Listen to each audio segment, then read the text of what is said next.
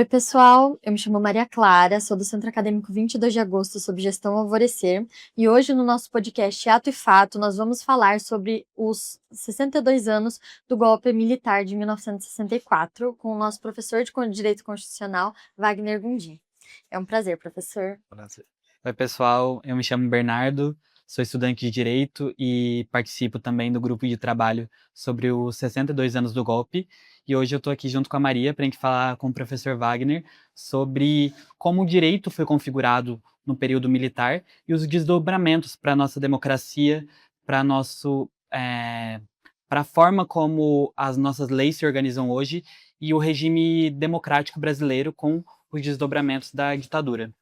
Recentemente a gente teve a tentativa de golpe, né, no dia 8 de janeiro, por apoiadores do Jair Messias Bolsonaro, nosso antigo presidente.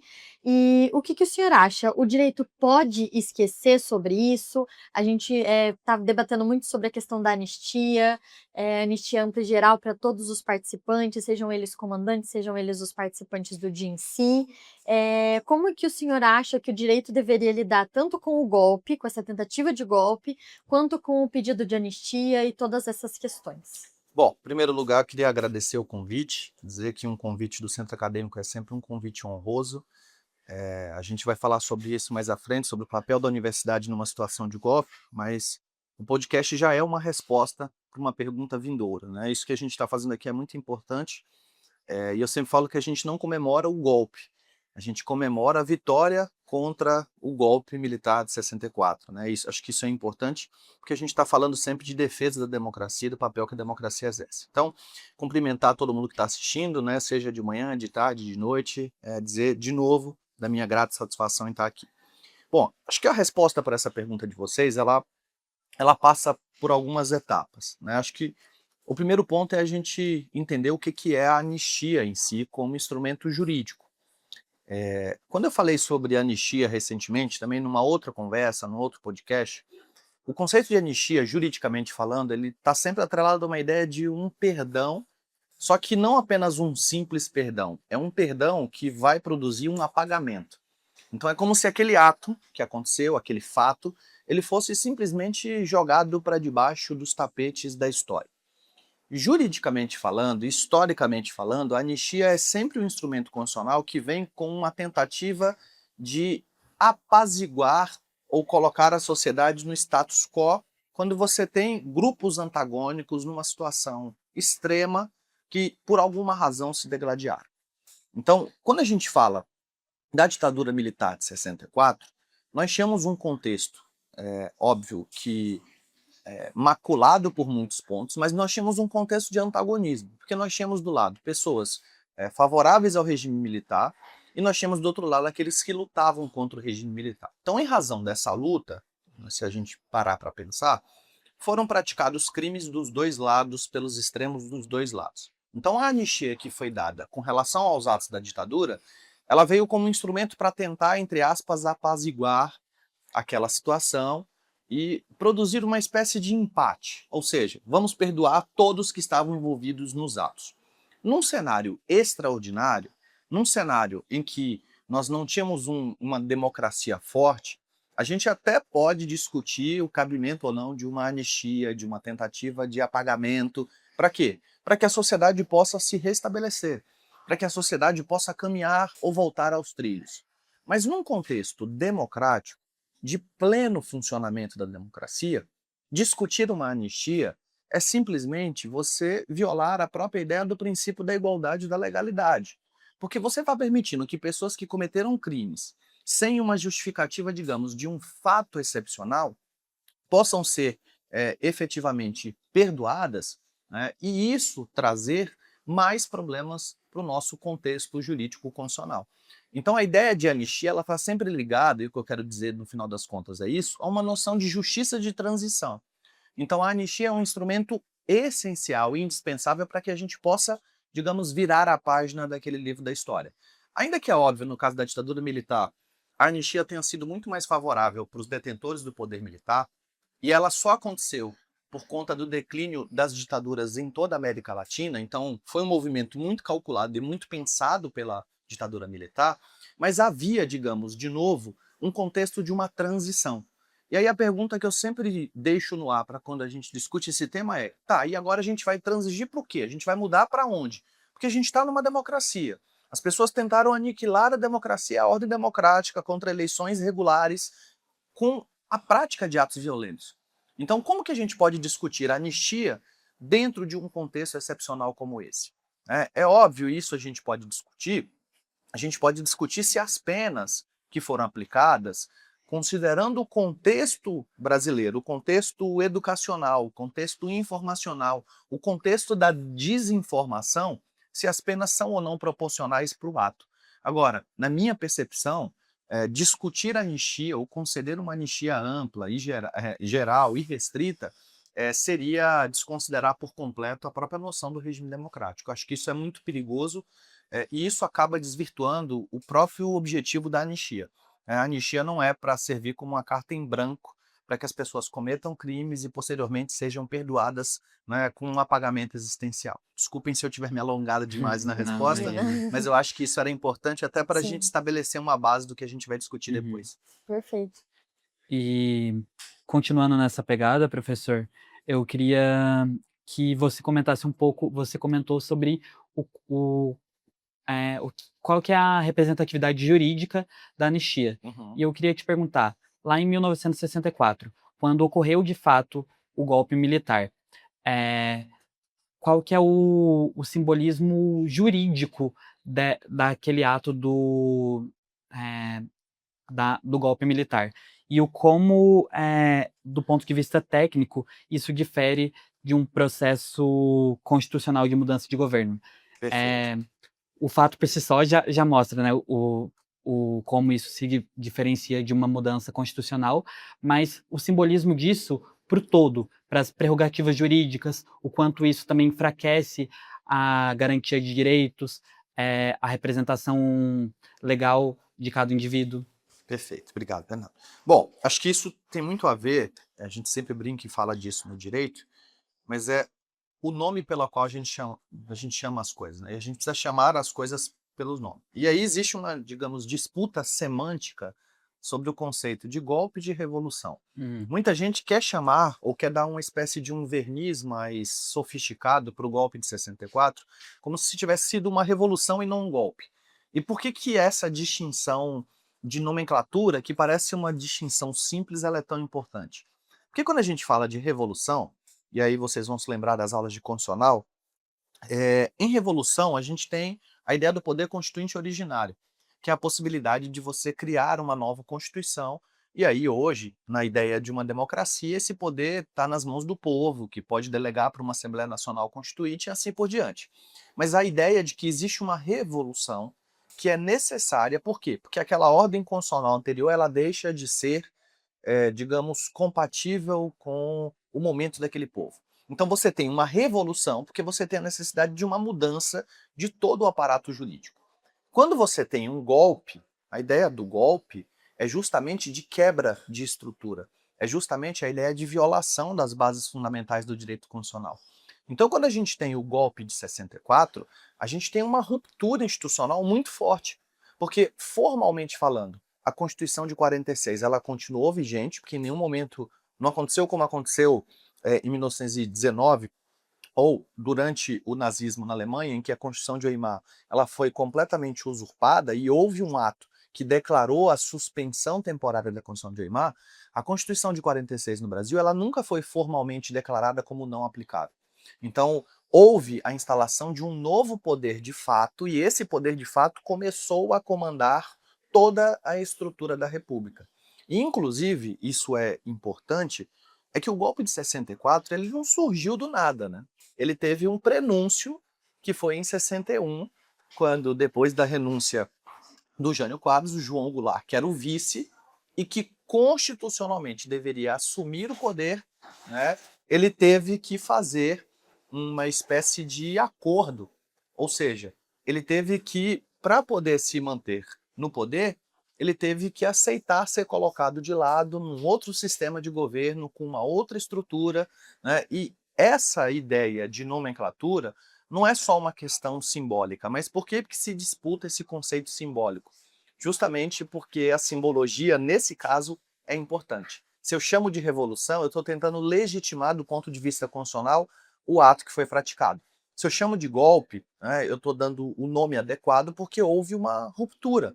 E a gente precisa chamar as coisas no Brasil pelo nome. O golpe 64, o golpe de 37, que o próprio Vargas autoimpôs no constitucionalismo brasileiro, né? Então, acho que essa é a importância dessa nomenclatura e o porquê a gente tem que entender que um golpe é um rompimento da estrutura. Não tem diálogo com a base constitucional que fundamenta o poder constituinte originário. Eu acho que esse é um ponto fundamental.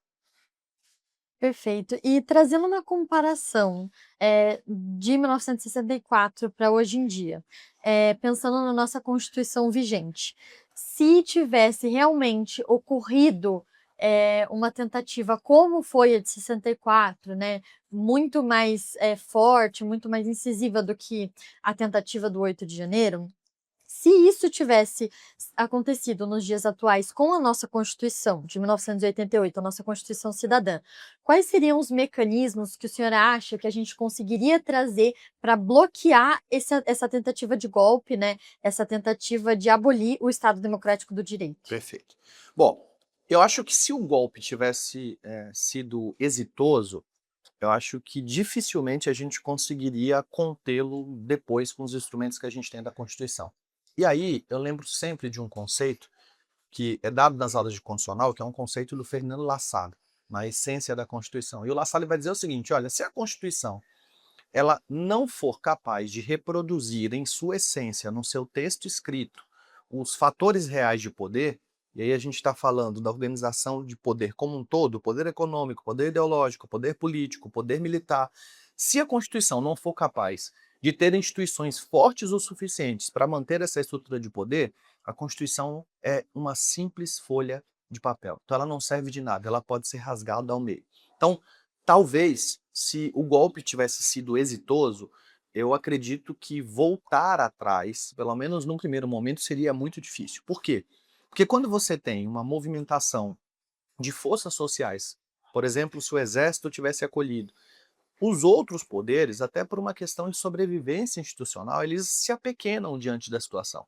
A gente teve uma atuação muito corajosa do Supremo Tribunal Federal em vários momentos, e aqui, de novo, eu não estou fazendo, digamos, uma defesa em absoluto do Supremo, porque eu tenho as minhas críticas ao Supremo como instituição, mas o fato é que as decisões do Supremo e a atuação do Supremo em vários momentos durante o governo Jair Bolsonaro, em vários momentos, foi no sentido de reforçar a força institucional do Brasil. E talvez por isso outras instituições sentiram o receio de uma tentativa de golpe num sentido mais profundo. E aí, também pensando nos grandes autores, né, da política sobre estado de exceção, o Agamben tem um livro sobre estado de exceção, que é um livro clássico, e que ele vai falar exatamente isso. E aí é só a gente fazer um paralelo com a própria Alemanha nazista.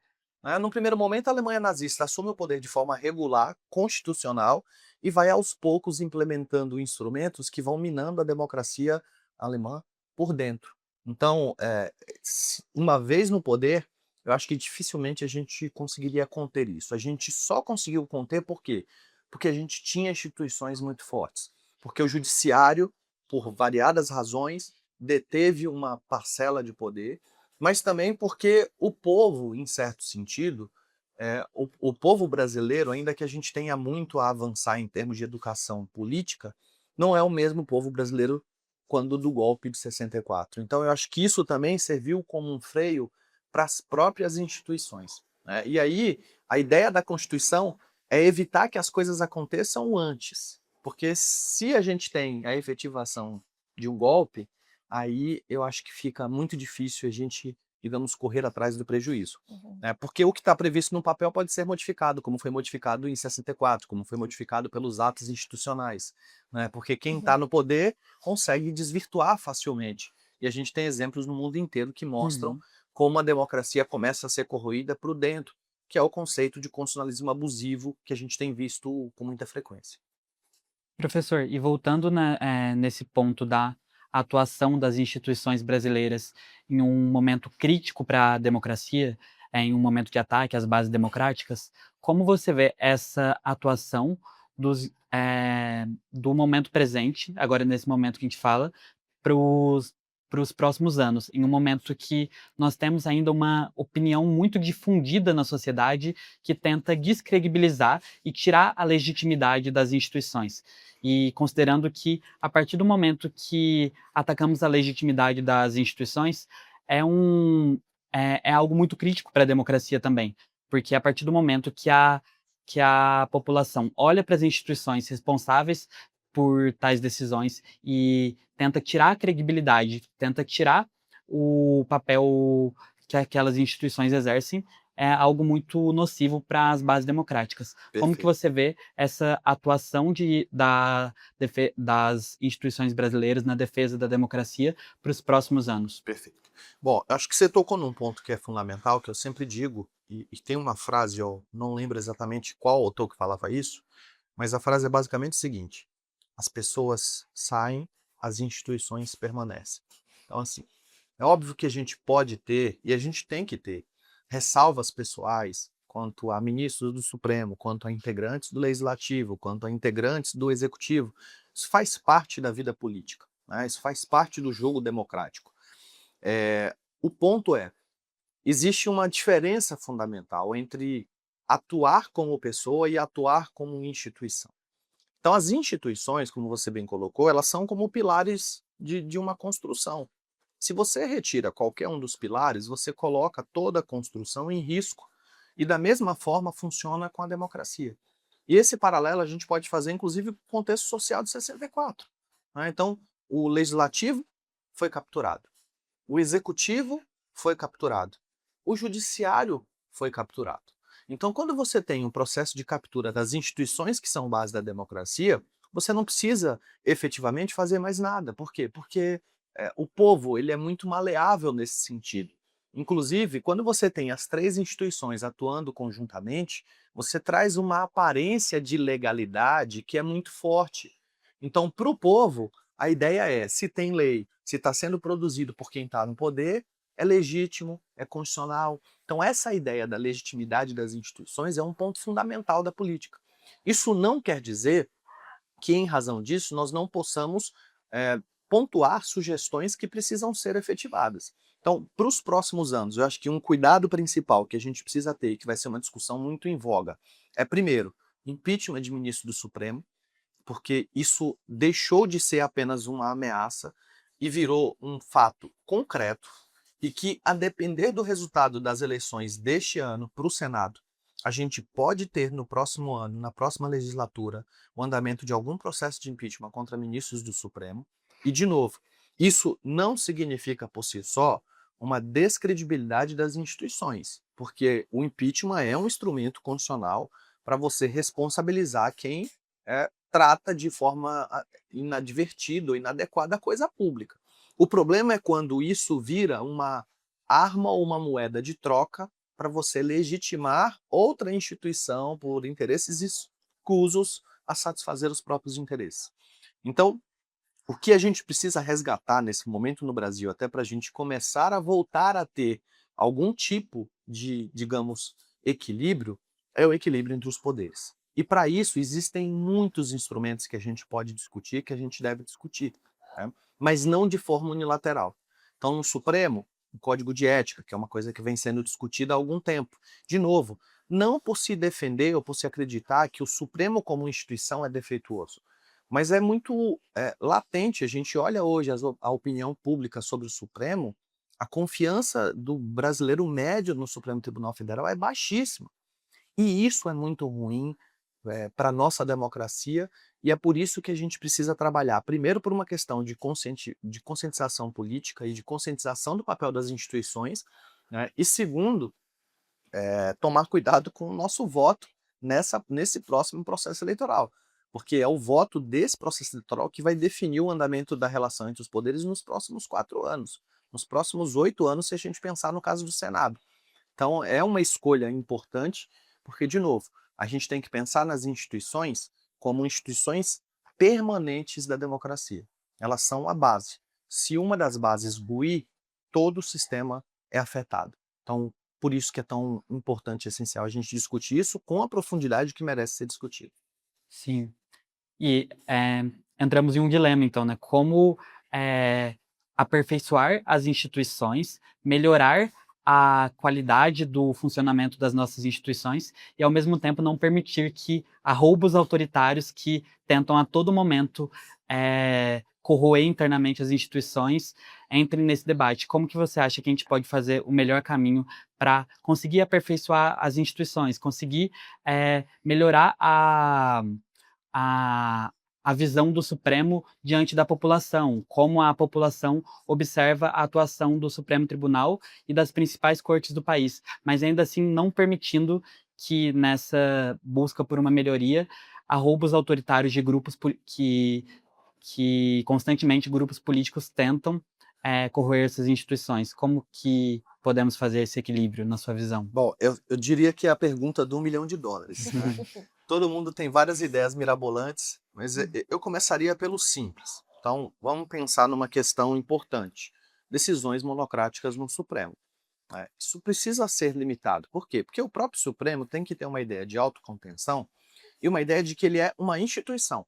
Então a gente não pode ter no Supremo as chamadas 11 ilhas. Cada ministro decide como quer, cada ministro segura o processo como quer, cada ministro acha que pode decidir sobre questões importantíssimas. Por quê? Porque existe uma ideia de relacionamento entre os poderes. Então essa proposta de autocontenção, por exemplo, que existe hoje em discussão na Câmara e no Senado, ela é importante. Por quê? Porque você vai limitar decisões monocráticas sobre temas envolvendo outros poderes da República. Mas por isso que eu digo, Bernardo, que é mais importante que a contenção venha de dentro para fora para que ela não seja imposta por terceiros. Se o próprio Supremo tivesse preocupado em conduzir reformas internas para evitar esses problemas, eu acho que a chance da gente ter, por exemplo, propostas manifestamente inconstitucionais, como a PEC, que faz com que o Congresso possa rever decisões do próprio Supremo, como se o Congresso fosse tecnicamente capaz disso, a gente não precisaria disso, né? De novo, uma das discussões sobre o Código de Ética é uma tentativa, digamos, menos invasiva do legislativo ter que vir decidir sobre questões do judiciário para dizer o óbvio, para dizer, olha, se a sua esposa tem um contrato com alguém que está sendo investigado, você tem que se declarar suspeito. Isso sequer deveria estar previsto numa norma interna, né? E a ideia de que, olha, por mais que seja, digamos, altruísta a sua visão de que, olha, eu estou decidindo em favor dos interesses do país, a, a formalidade importa, a legalidade importa, mas também a visão que as pessoas têm sobre isso importa. A visão que as pessoas têm sobre o judiciário, ela é essencial. Então, acho que o primeiro passo é essa ideia de autocontenção. Então, um caminho para o legislativo, para o judiciário, que hoje assume essa esfera, digamos, cada vez mais ativista, é a ideia de autocontenção. E aí nós temos vários instrumentos que podem partir do próprio Poder Judiciário para evitar uma incursão, digamos, externa. O Judiciário não fez nada. O Legislativo vai fazer? Bom, o Legislativo tem um instrumento importante que é a realização de audiências públicas. Para ouvir quem? Os técnicos, para ouvir professores, para ouvir doutrinadores, para ouvir pessoas que discutem sobre o direito e ouvir a sociedade civil para aprimorar suas propostas. Para evitar, por exemplo, que propostas manifestamente inconstitucionais sejam sequer debatidas, porque é dinheiro público que está sendo jogado fora. Um segundo ponto, aí vai de todos nós, é a escolha adequada para quem vai nos representar no Congresso Nacional. A gente tem um déficit de representação no Brasil que é absurdo. Hoje a política virou um palco de um circo, né? São eleitos aqueles que conseguem se destacar com cortes do YouTube, com cortes do TikTok, e aí você vai tentar descobrir qual é a proposta de governo, a proposta política desses candidatos, e não tem. Tem candidatos hoje que estão se lançando no processo eleitoral dizendo o seguinte: se eu entrar lá, eu vou proceder com o impeachment do ministro fulano de tal.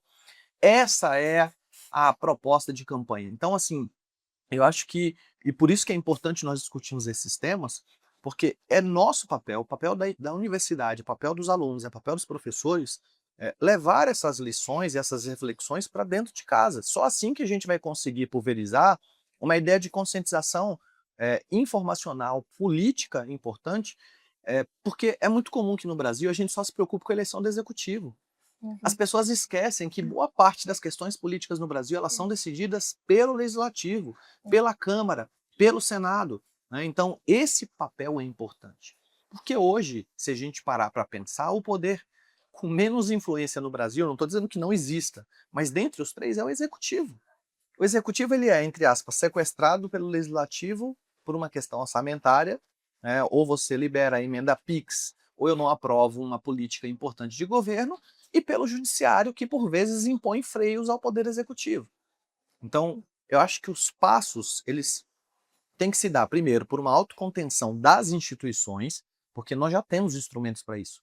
A gente não precisa criar nada novo. A Constituição já traz esse aparato. E segundo, aí é uma tarefa nossa, né, como universidade, como alunos, como professores, de difundir o conhecimento para que a gente possa, talvez, levar as pessoas a escolher candidatos pelo menos preparados para o exercício da função. O AI-5 é frequentemente chamado de Constituição Paralela. Isso é um debate muito grande nas redes sociais hoje em dia, porque muitas pessoas vangloriam muito tanto alguns aspectos quanto os ditadores, enfim, da época da ditadura militar. O senhor acha que é possível existir direito dentro de um estado de exceção? E não só o direito, mas também os direitos humanos, o direito social, principalmente pensando à luz da nossa terrível ditadura militar. Perfeito. Olha, daí para te responder, a gente precisa ter dois conceitos muito bem fixados. Primeiro, que direito não é sinônimo de justiça. Então tem muita gente que acha que direito e justiça são sinônimos. E a história da humanidade nos mostra que o direito pode ser instrumentalizado para perpetuar injustiças. Nós temos o caso do nazismo. O nazismo é o grande exemplo de estado de exceção, em que nós tivemos leis aprovadas, que são as chamadas leis de Nuremberg, que serviram para permitir todos os atos nefastos que nós tivemos durante o nazismo. Então, o direito, a depender de como o poder se manifesta, ele vai ser apenas mais um instrumento de dominação. O Marx já falava isso há muito tempo. O Marx, inclusive, dentro da sua perspectiva de justiça, vai dizer, olha, você só precisa do direito em um Estado capitalista para satisfazer os interesses do capital. Então, o direito ele vai ser maleável de acordo com aquilo que o poder político, o poder econômico e o poder ideológico querem que o direito seja. Então, numa perspectiva de um Estado de exceção, você vai ter o direito não como o centro do poder, não como o núcleo de onde o poder é extraído. Ele é apenas um instrumento. O próprio Carl Schmitt, inclusive, que é o grande teórico do nazismo e o grande teórico do estado de exceção, quando ele vai falar sobre o poder, ele fala, olha, não importa a Constituição real, a material, é aquela que está fixada na vontade do soberano. Então, tudo o que representa o poder da sociedade é tudo aquilo que está na vontade de quem tem a capacidade de decisão, né? Agora, é óbvio que numa perspectiva de um estado de exceção, a gente vai ter uma restrição a direitos sociais, a gente vai ter uma restrição gigantesca a direitos humanos, mas tudo também vai depender, digamos, do verniz que o estado de exceção quer dar. A gente tem hoje lugares no mundo, enfim, a gente teve agora uma eleição recente, em que nós tínhamos uma situação de um abuso ou de uma violação sistemática de direitos humanos, com o Viktor Orbán, e ele foi derrotado e, surpreendentemente, ele aceitou o resultado eleitoral. Mas durante muitos anos, o que a gente teve foi uma redução de valores fundamentais da sociedade humana. Em outros locais, você pode ter, digamos, um estado de exceção, entre aspas, que é o que eu chamo de estado de exceção 2.0 ou com verniz de legalidade, em que, para poder se manter no poder, você dá a sensação de que alguns direitos humanos são preservados. Mas no frigir dos ovos, o direito acaba sendo só um instrumento, que foi o que o AI-5 se mostrou. O AI-5, que inclusive, que é o que eu sempre falo, as pessoas vão pedir o fim do Supremo com base no AI-5, levantando um cartaz, AI-5, fim do Supremo. Ué, o AI-5 acabou com a liberdade de expressão.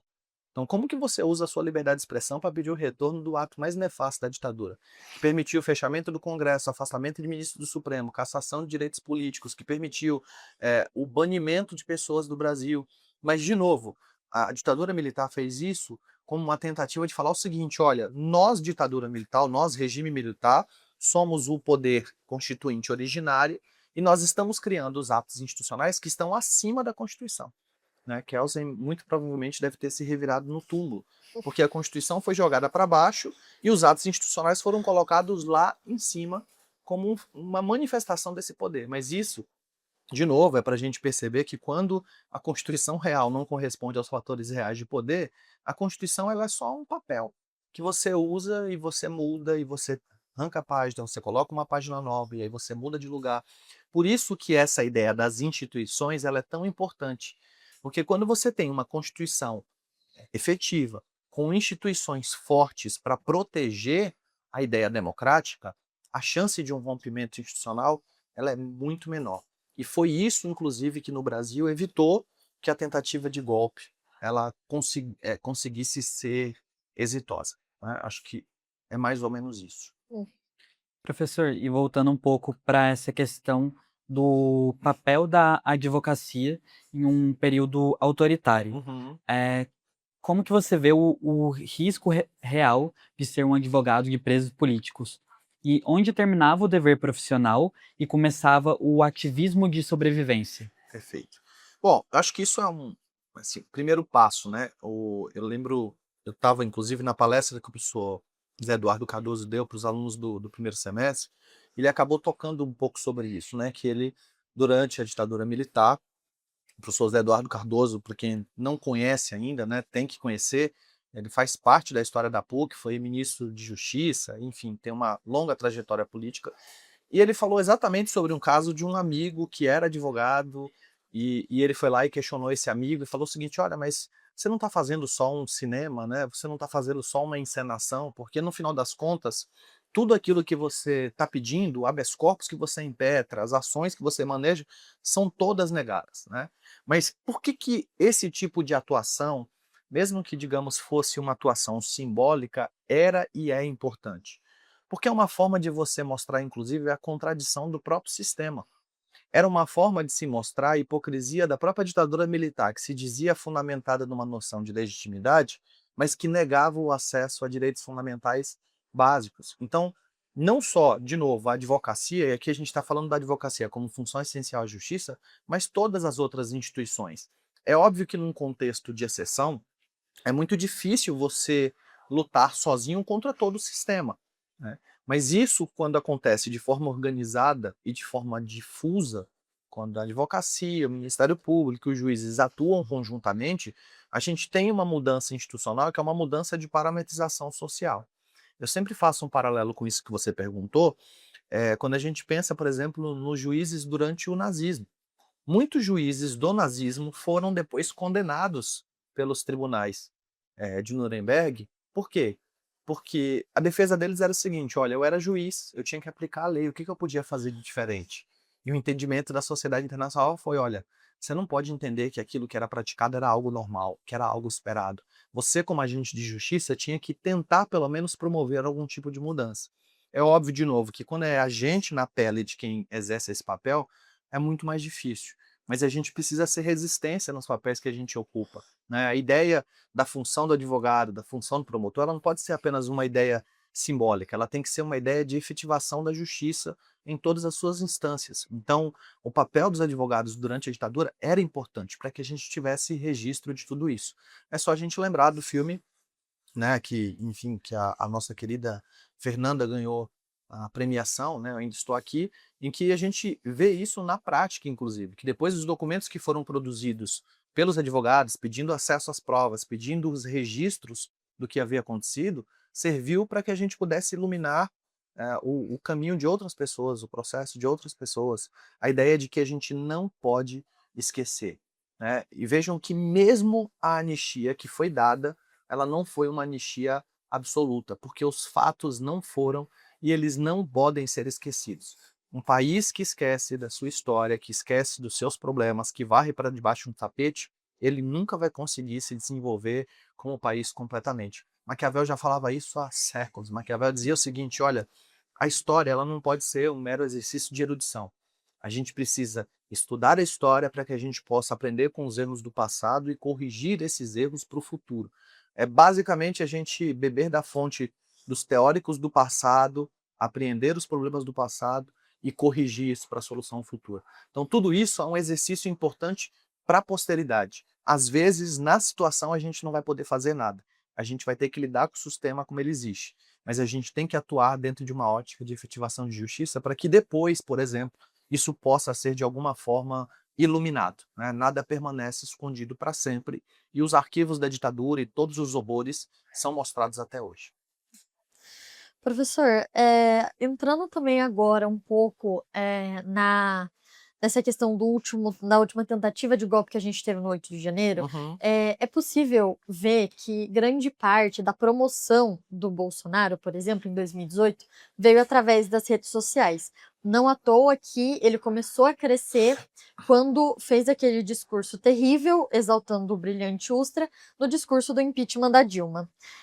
Trazendo isso um pouco para, né, para 2022, para 2023, perdão, da nova tentativa de golpe, o que o senhor acha que nós temos como sociedade uma interferência muito grande, né, obviamente, da internet, mas nesse discurso e na arquitetura dos golpes? Porque, é claro, em 64, a arquitetura da tentativa de golpe foi muito diferente, com certeza deve ter tido muitas coisas através de mensagens, por cartas e etc., fax.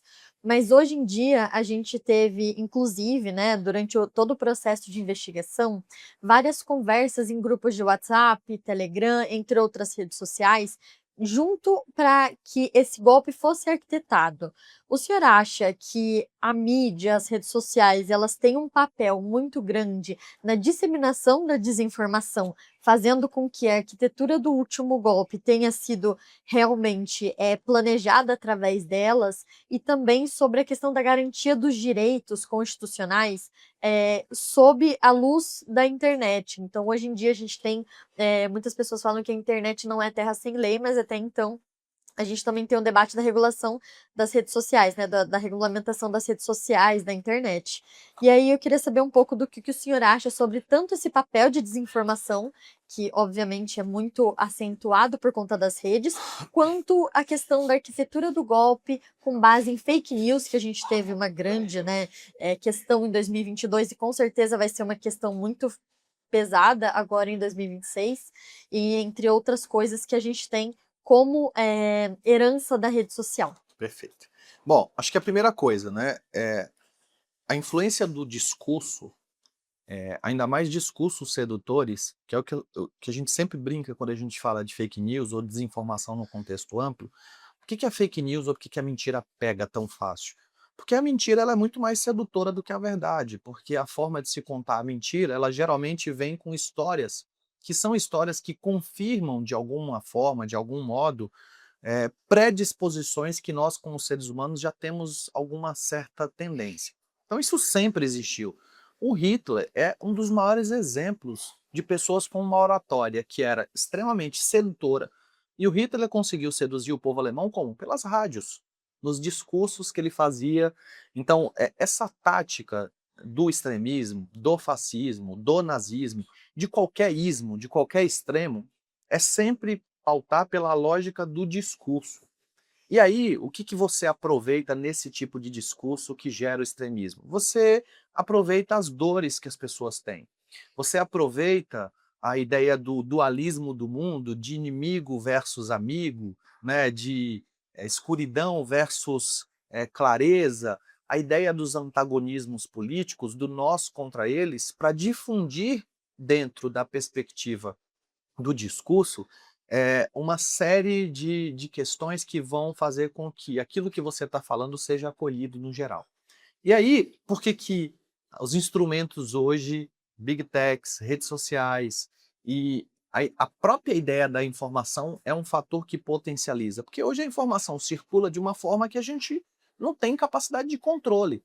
Nem as próprias big techs hoje, em muitos aspectos, conseguem controlar a própria informação, né? Então, assim, a gente tem um contexto em que informações, digamos, sedutoras, que produzem em verdade discursos falaciosos, mas, sobretudo, discursos fraudulentos, e isso é a fake news num contexto específico. Fake news não é só uma mentira. A fake news não é só uma mentira com uma sátira. Não, A fake news, ela tem o potencial de fraude. A fake news, ela é tecnicamente a informação que é moldada para fraudar a concepção da liberdade de expressão das pessoas por alguma razão. Por exemplo, no contexto eleitoral. Então você frauda a informação para manipular as pessoas a fazer aquilo que você quer que elas façam ou a inserir essas pessoas dentro de uma bolha, que é a ideia do microtarget. Então hoje, o que o algoritmo permite você fazer?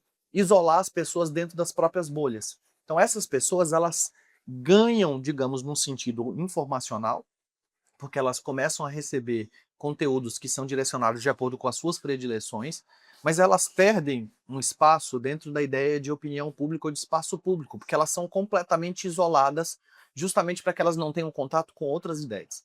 Então hoje a gente está lidando não só com um potencial de desinformação absurdo, massivo, mas um potencial de desinformação que inclusive segrega as pessoas em bolhas que vão permitir com que essas pessoas sejam mais facilmente manipuladas a pensar de determinada forma. De novo, nada disso é recente.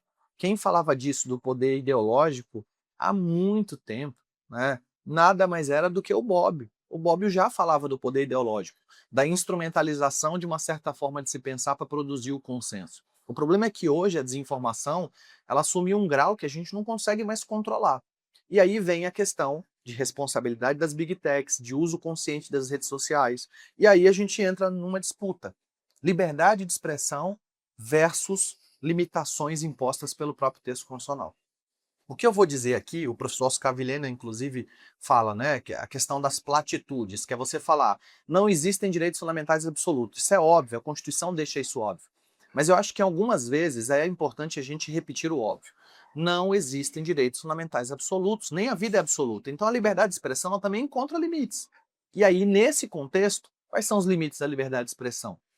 Na minha concepção, e óbvio que podem existir concepções distintas, mas há muitos anos que eu defendo que a ideia da fake news ou da desinformação ela não está contida dentro da liberdade de expressão. Para mim, não existe um direito fundamental a proferir discursos fraudulentos. Por quê? Porque isso viola a própria concepção individual das pessoas de formar a sua opinião política. Vejam, a minha posição no mundo, a minha condição de ser aí no mundo, se a gente quiser usar o Wittgenstein, o Heidegger e o Hegel, é pressuposto essencial para a forma como eu me posiciono no mundo. Então, se eu não sou mais capaz de me identificar, por exemplo, ideologicamente, porque a informação que eu recebo, porque aquilo que alimenta a minha forma de pensar está contaminada, eu estou vilipendiando o direito fundamental mais absoluto das pessoas, que é a forma como elas se posicionam na vida política e na vida social. Então, quem defende o direito de proferir discursos falsos sequer consegue entender que essa defesa está colocando em risco a própria autodeterminação das pessoas. É muito sedutor o discurso de quem defende a tese do livre mercado de ideias, que é uma tese que já foi defendida há muito tempo na jurisprudência norte-americana e que já foi abandonada nos Estados Unidos, que é o país da liberdade, né? Quem defende essa tese porque é óbvio que é mais cômodo você colocar a verdade para disputar com a mentira. Mas vejam, eu posso dar um exemplo simples, vocês podem falar, fulano de tal é um bom professor. Óbvio, aí vocês falam isso para alguém. Essa informação vai ser compartilhada no máximo entre 2, 3 pessoas. Mas se vocês proferirem um discurso fraudulento e falar, olha, o professor fulano de tal, nesse dia veio aqui e jogou um apagador no aluno, no dia seguinte a PUC inteira já está fazendo, inclusive, um abaixo-assinado para que esse professor saia sem que o fato, inclusive, seja verdadeiro. Por quê? Porque o discurso fraudulento, ele tem alguma coisa que mexe diretamente com as nossas emoções. E, de novo, é extremamente eu vou dizer inocente, para não dizer outra palavra, mas é muito inocente da nossa parte achar que esse microdirecionamento, que abrir o WhatsApp ou o Instagram e receber uma quantidade massiva de notícias é algo aleatório, porque não é. A eleição de 2018 mostrou isso, né? Por quê? Porque em 2018, embora tivesse o menor investimento financeiro e o menor tempo de rádio e TV, a campanha do Bolsonaro foi a que mais investiu com investimento de externo, né? Isso está quantificado em dados, em informações divulgadas pelo WhatsApp. Por isso que a Justiça Eleitoral veio depois para regular, para limitar, para criar barreiras. Por quê? Porque o Legislativo não fez. Mais uma vez, agora foi papel do Tribunal Superior Eleitoral ditar o uso da inteligência artificial nas eleições, tentando trazer uma ideia de limitação. Por quê? Porque hoje as pessoas geram vídeos na IA generativa com muita facilidade, usando o rosto de outras pessoas, a voz de outras pessoas, e a gente não consegue conter o dano. Então é muito difícil lidar com essas questões por isso. E por isso que a gente precisa discutir, a gente precisa sim discutir regulação das redes. Óbvio, de forma responsável, porque isso não pode virar uma opressão, isso não pode virar uma restrição indevida da liberdade de expressão, mas eu também tenho que garantir que as regras do jogo sejam seguidas adequadamente. Por isso que existe essa linha tênue. O ponto é a gente identificar a extração correta da norma nessa situação. Posso fazer uma pergunta aqui, Pode. deixa eu finalizar? Juntando com isso, eu acabei entrando até com uma questão que eu acho que pode ser dúvida de muita gente. Nas últimas semanas, a gente viu em algumas notícias sobre algumas ameaças de que se tal candidato, né, não ganhasse, a gente teria uma interferência externa, seja dos Estados Unidos, seja, enfim, de outros países. Nós tivemos muitas informações relacionadas a isso, muitos, inclusive, deputados atuais, pessoas que já estão na política, que já estão em órgãos de poder, se a gente puder dizer dessa maneira, falando sobre essas ameaças.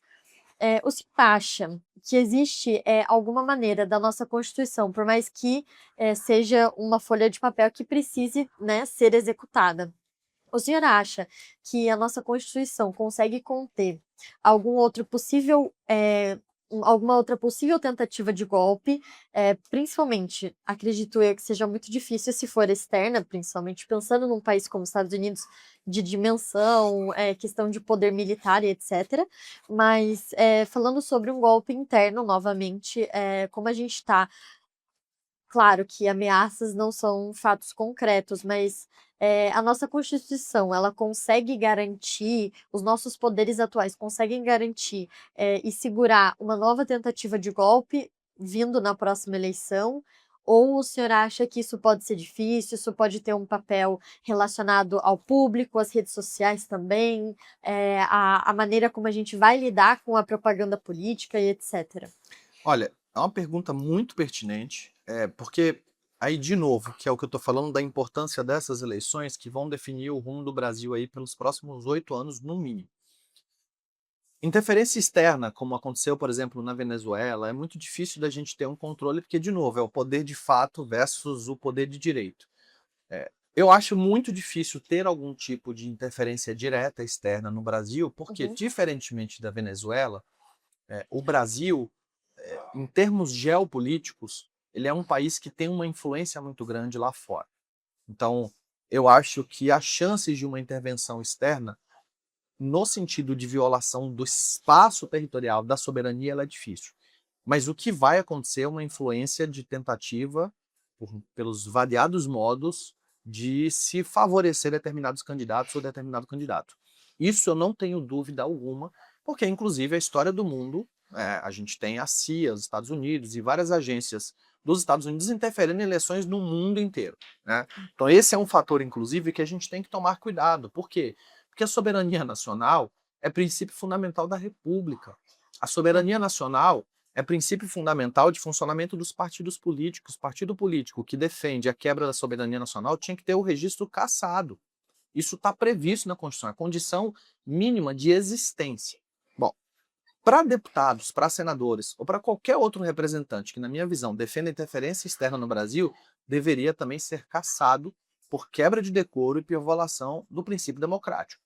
Ponto. Agora, é óbvio que isso é uma decisão política que tem que ser tomada dentro do Congresso. Sim. Agora, a gente está preparado para uma nova tentativa de golpe? Olha, eu sinceramente quero acreditar que nós não tenhamos sequer essa cogitação de um golpe interno ainda que o candidato XYZ perca. Por quê? Porque, primeiro, a gente ainda está discutindo até hoje a questão da anistia. Existem pessoas que foram presas e, de novo, elas foram presas porque elas cometeram crimes. Crimes previstos numa lei que o próprio governo Bolsonaro sancionou, com penas que o próprio governo Bolsonaro sancionou. Então, me custa acreditar que a gente talvez tenha um novo movimento de adesão nesse sentido, até porque as pessoas perceberam que a previsão legal estabelecida, ela surtiu efeitos. E talvez por isso, inclusive, é que as penas do Supremo, de novo, O Supremo estabeleceu as penas que estavam previstas lá na Lei Específica de Segurança Nacional, óbvio, em alguns casos somando crimes, e aí a gente pode discutir do ponto de vista penal se seria melhor técnico ou não, mas as penas bases, elas foram as penas bases estabelecidas na lei. Então, apesar das penas altas pelo Supremo, que a gente pode discutir, eu acredito que essas condenações, inclusive, é o que pode segurar as pessoas ou a adesão das pessoas de tentar um novo golpe. A gente tem o presidente Jair Bolsonaro cumprindo pena até Uhum. hoje. Ainda que esteja hoje numa situação domiciliar, ele está cumprindo pena. Sim. Ele é um condenado. Então eu acho que a resposta que nós demos segura um novo ímpeto de uma tentativa de golpe. Eu quero acreditar que não exista esse tipo de discurso e que se houver, aí de novo, isso é uma resposta que a gente vai precisar dar nas urnas. Quem defende esse tipo de postura não tem capacidade de ser eleito no Brasil. Democracia é isso. Você ganha e você perde. A ideia da democracia é que quem perdeu possa tentar na próxima e ganhar a eleição. É isso que a gente espera de uma democracia. Seja de direita, seja de esquerda, a ideia é quem perdeu precisa respeitar as regras do jogo. E é isso que precisa ficar muito claro. A gente não pode tolerar golpe e é por isso que, na minha concepção, a anistia ela não pode ser tolerada, porque se a gente anistiar, a gente está basicamente dizendo o seguinte: olha, se vocês fizerem de novo, tá tudo bem, alguém vai perdoar. Por isso que o discurso de se eu ganhar eu vou anistiar todo mundo, além de ser um discurso populista, porque você acaba tocando no âmago de quem? Dos familiares dessas pessoas que estão presas e que acham, inclusive, que estão presas injustamente. Uhum. E isso é uma forma de manipulação, né? Eu acho que a gente tem que evitar esse tipo de discurso. E, de novo, espero que a gente não precise rediscutir isso para o resto da vida. E, professor, a gente já está chegando no finalzinho do nosso podcast, mas voltando nesse ponto que a Maria tocou sobre o quanto as redes sociais impactam no funcionamento do nosso regime democrático hoje, em um contexto que você tem os algoritmos das redes sociais ajudando desde a ascensão de políticos autoritários até a mobilização de ataques a decisões judiciais, a resultados eleitorais. Como que nós podemos garantir que as ações tomadas pelos órgãos institucionais, principalmente pelos tribunais, estejam em pé de igualdade com... Não em pé de igualdade, mas estejam efetivas para esses ataques, para essas distorções que ganham proporções imensas a todo momento, utilizando principalmente dos algoritmos das redes sociais. Como que a gente pode validar e fazer com que a ação, por exemplo, do Tribunal Eleitoral, no papel de difundir informações verdadeiras acerca da urna eletrônica, não seja cooptado e não seja invalidado com tantos discursos, não seja que seja realmente não mais legítimo, mas que consiga competir com esses discursos que a todo momento estão nas redes sociais, falando que as urnas não funcionam, e invalidando todos esses papéis institucionais. Como que podemos adaptar as instituições para esses discursos tão influentes nas redes sociais, para essa estrutura cibernética tão influente? Perfeito. Bom, eu vou falar uma coisa que talvez seja óbvia. A gente precisa resgatar o princípio da separação de poderes em sua essência. Veja, tem muita gente que lê separação de poderes como se cada poder representasse um copo desse aqui, ó. E eles estão cada um numa posição institucional absolutamente independente. Mas, na verdade, a base da separação de poderes que é prevista pelo Montesquieu, eles estão interligados aqui em 3 papéis e todos eles compartilham da mesma base. É como se as raízes de uma mesma árvore tivessem produzido 3 galhos com frutos independentes, mas que estão conectados à mesma base. O Montesquieu fala na ideia de separação de poderes com colaboração. Então, o primeiro passo para a gente digamos, erradicar esse tipo de situação no Brasil, a gente teria que ter uma colaboração entre os poderes, um alinhamento institucional. E isso dependeria de um compromisso institucional de quê? De repudiar atos como esse. Eu tenho um livro que eu chamo, inclusive, o nome do livro é Constitucionalismo Científico e Quebra de Decoro Parlamentar, que eu defendi que parlamentar que prega negacionismo científico, para mim, ele contraria instituto e princípio republicano. Então, se você é deputado ou senador e você vai lá e prega discurso negacionista, você nega a ciência, você nega a história, você nega a existência de fatos incontestáveis, você deveria ser cassado. Mas essa cassação não pode ser imposta de forma terceirizada. Essa cassação tem que ser imposta por quem? Pelo próprio Congresso. E aí a gente volta naquela discussão inicial de autocontenção. Então, como é que a gente faz isso? Você percebe que tem um deputado, que tem um senador que está o tempo inteiro. Vejam, não é liberdade de expressão. Dizer que as urnas no Brasil são fraudadas não é liberdade de expressão. Liberdade de expressão é falar, olha, será que existe alguma forma de aprimorar a urna eletrônica? Porque é óbvio que sempre dá para aprimorar. Agora, se eu não tenho nenhuma evidência científica, dizer que as urnas são fraudadas, ou usar dados que não existem, ou usar vídeos e realidades que não existem para isso, isso, na minha concepção, é quebra de decoro parlamentar. E isso deveria ser responsabilizado internamente pela casa com a cassação do mandato. E junto com a cassação, a ideia de que isso é um problema, de novo que eu digo, que no Brasil os problemas eles não estão descolados. Por que parlamentares que inclusive foram cassados ainda mantêm estabilidade política, ainda conseguem eleger a si mesmo ou a outras pessoas? Porque a memória no Brasil é muito curta. A gente está percebendo agora o retorno por holofote político do Eduardo Cunha, que foi preso, que foi um dos engenheiros do impeachment da Dilma e que depois reconheceu num livro e publicamente que ele só seguiu com o impeachment porque o PT votou a favor da cassação dele na Câmara. Então alguém que mentiu na própria Casa Legislativa, que foi condenado criminalmente e que volta agora aos holofotes da política, e vários outros candidatos dos mais variados espectros da política que foram condenados, que cumpriram pena, que foram perdoados e que ressuscitam no jogo da política no Brasil e que, infelizmente, provavelmente serão reeleitos. Então, a gente tem um problema de memória no Brasil, de memória política, que é um problema que a gente precisa resolver. A gente precisa aproveitar que a gente tem essa internet hoje, que é uma internet que a gente tem acesso aos fatos, para a gente conseguir ter uma boa educação cívica, que é o que eu sempre digo. A gente resolveria metade dos problemas do Brasil se a educação, não só a educação genérica, mas a educação física fosse uma prioridade e uma pauta de todo e qualquer governo, né? E aí, isso não acontece. E não acontece por uma razão muito simples, porque para quem está no poder, é cômodo que a gente não tenha essa consciência política.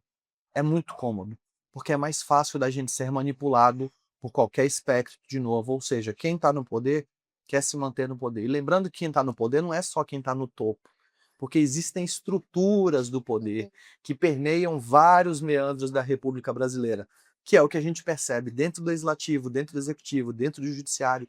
Então é algo que realmente depende dessa construção. E é nosso papel, é papel da PUC São Paulo, como sempre fez, que inclusive, que a gente, até pelo tempo, acaba pulando, né? Mas a gente precisa relembrar isso, o papel que a PUC teve durante a ditadura, o papel que as instituições assumem, o papel da universidade em situações como essa, e o papel que vocês, do centro acadêmico, como gestão dos alunos, e que tem feito um trabalho incrível, tem, que é justamente a gente discutir esses temas, que é a gente pulverizar o conhecimento. O conhecimento não serve de nada se ele ficar fechado, se ele ficar numa caixinha trancada. O conhecimento é para ser compartilhado.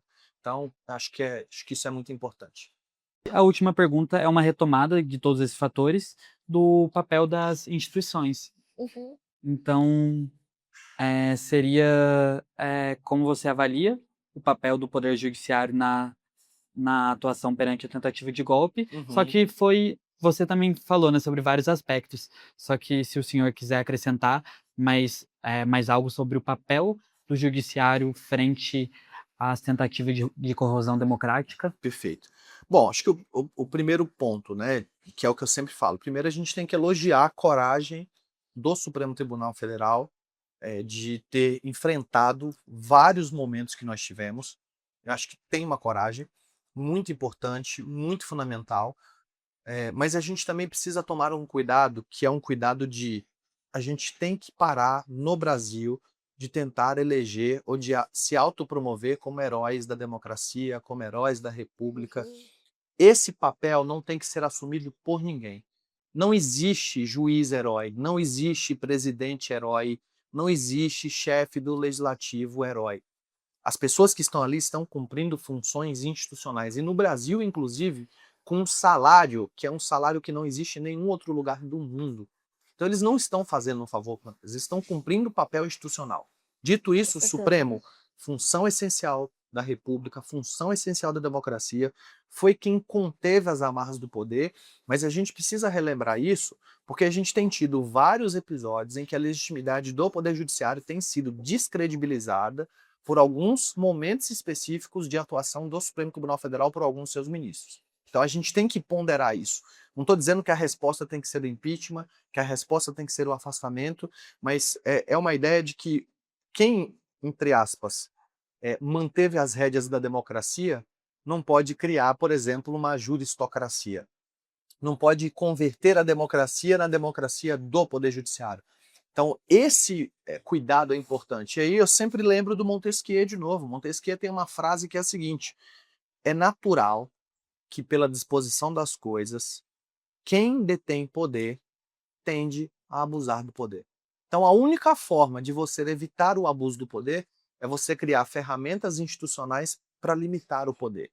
E, de novo, é muito importante que essa limitação venha internamente. E falando de instituições no geral, o judiciário foi essencial, as universidades foram essenciais, o executivo é essencial e o próprio legislativo também, embora tenha em algumas situações permanecido inerte, né, a ideia do legislativo em alguns momentos também foi muito importante para segurar alguns arroubos.